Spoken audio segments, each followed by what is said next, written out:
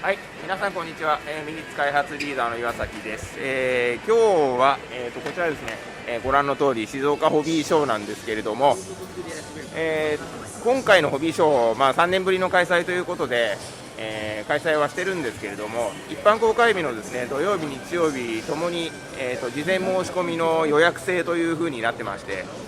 来たかったんだけど予約いっぱいで入れなかった方とかもいらっしゃると思うので、ちょっとですね表彰ブースご紹介したいと思います。まずこんな感じでですね、入っていただくとすぐ、4x4 のコースがあって、この 4x4 トレイルチームスというのを、行ってます。デモンストレーションスペースと、金曜日なんかですね、お子さんたちの体験などもやってたんですけれども、今こんな感じで早速新製品の、ディフェンダー走ってますけれども、表彰ブースではこんな感じで 4x4 を大々的に、行っています。それではですね、全体的にミ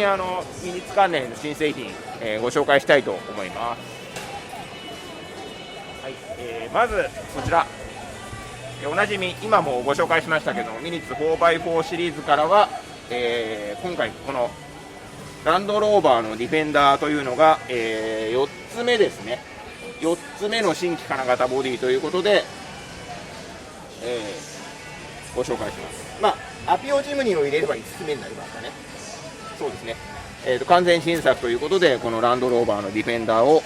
ご紹介します。こちらのちょっとクラシックな雰囲気のカラーのヘリテージというモデルと、ちょっと現代風な色合いのオートバイオグラフィーという2つをですね紹介してます。これ色違いっぽく見えるんですけど細かい仕様はちょっと違うので、詳しくはですねホームページとかで見ていただければなと思います。で既存品ですけどもこの辺とかも、今回また持ってきています。実は4x4 シリーズはホビーショーで発表するのが初めてなんですね。発売時期の関係でちょうどコロナ禍にあったのでホビーショーでお見せするのは今回が初めてになります。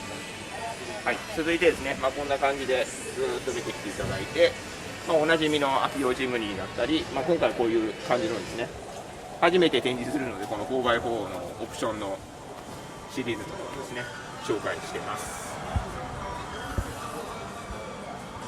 はい、続きましてこの AWD シリーズですね。この辺は金型としては新規はないんですけれども、このチャレンジャーとかですねシビックのタイプ R あたりは新色で発売しています。はい、続いてですね RWD シリーズからは今回はこちら、こちらもですね久々の新規金型ボディで、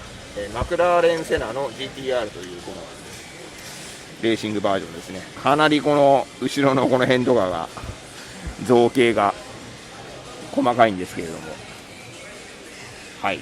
こんな感じで、これですねかなりお子さんたちにも評判良かったです。はい、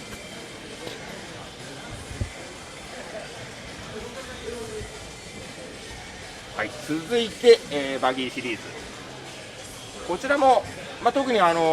目新しいものとかはないんですけれども、バギーシリーズも継続してやってますんで、ご紹介をしてます。で結構ですねこのオプションパーツ今回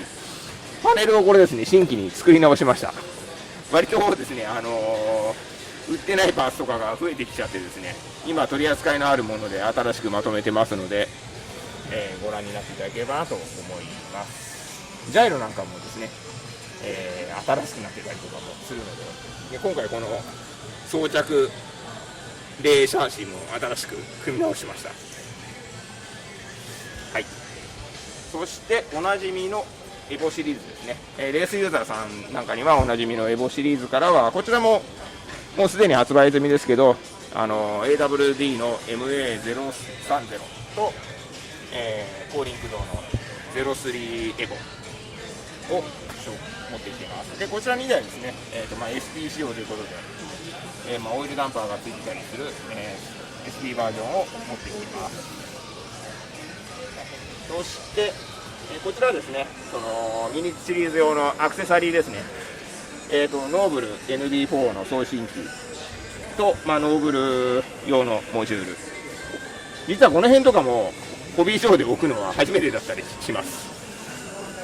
で今回その交換用のこのバッテリーというのが改めてバッテリーだけ売ることになったので、この単品でもご紹介しています。あとは、